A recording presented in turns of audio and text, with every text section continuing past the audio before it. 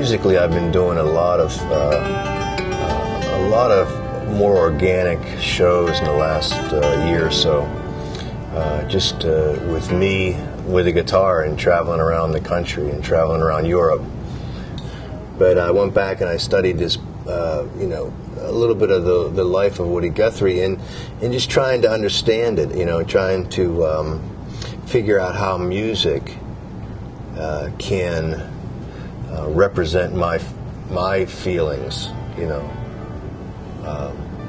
and using my craft as a tool for expression when it comes to social issues. If you see my one true love, tell her that she was always in my heart. I think that I'm writing more about how my family reflects America. I think one of the first songs that I wrote for this record was 4th of July, which is really inspired by my uncle. My uncle was killed in World War II. He was at the age of 19, and how that one incident affected not only that immediate family of four. My father was in Germany at the time when his brother was killed, but how it affected the way my father raised his children and how I raised my children, and it's kind of snowballed. And by looking at that and looking at what we're doing in Iraq and Afghanistan and seeing, on the news, we just throw these numbers around, and I was thinking about how it affects so much more than just that one immediate family, how it affects generations to come. And I can see no light, only my brother's voice keeps me alive. And I remember you on the 4th of July.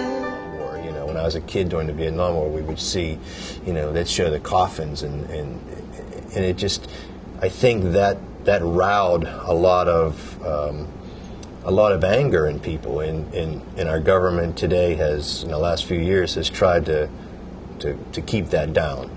And so what I did here was I tried to bring it back home and try to make it more human. You held my hand, I stood by your side on the 4th of July. In today's pop society, we tend to we want everything to be, I don't know what's the word I'm looking for, a hit record, or we don't look deep enough into our music. We don't take it serious enough anymore. It's been a while, and I think that that's what I'm trying to do. I'm trying to say something. If you see one true love, tell her that she was always in my heart. Exactly. And to me, the idea of just playing all the time and connecting with an audience, bringing it down to its bare, the basic idea of what music is all about. Because I always believe, probably just like sports or anything else, that if you take the business away from music, you're still going to have somebody writing a song and playing their guitar or singing on a corner somewhere, and that idea really appeals to me.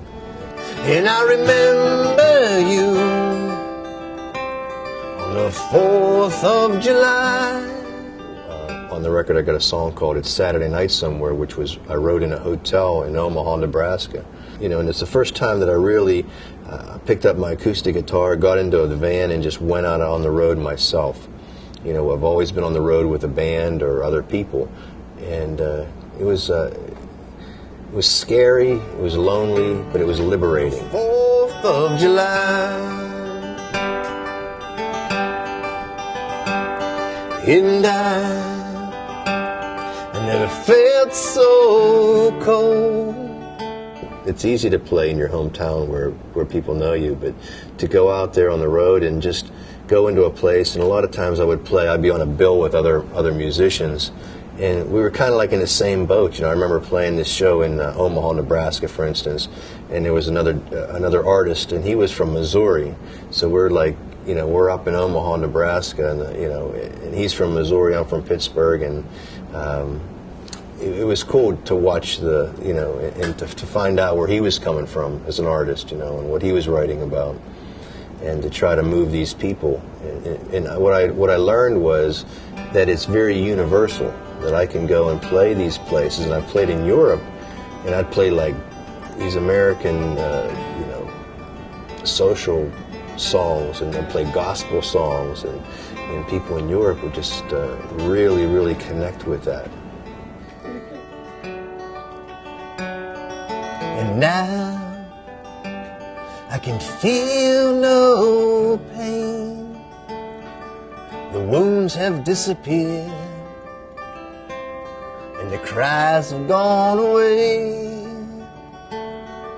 And Dad, when you think of me, remember the times when the sun shone so bright. And remember me on the 4th of July. You held my hand, I stood by your side on the 4th of July.